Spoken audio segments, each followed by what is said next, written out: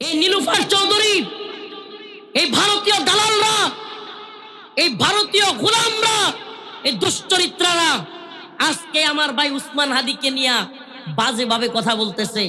আবার হাসিনার ভাষায় বলতেছে উসমান হাদি ভাইয়ের জানাজা নাকি মেডিকুলাস ডিজাইন।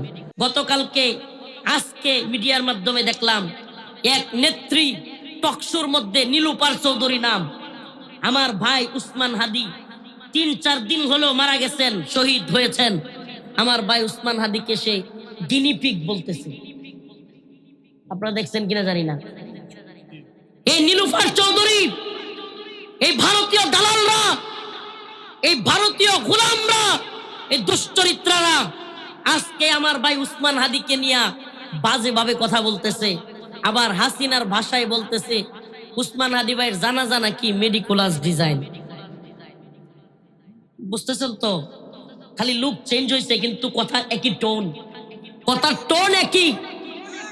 আসলে বাস্তবতা হলো বাংলাদেশে, মনে কষ্ট নিয়েন না, তাফসীর কোরআন মাহফিলে কোনো রাজনৈতিক কথা বলছি না, কিন্তু বাস্তবতায় উম্মতকে না বুঝায় দিলে বুঝাবে কে?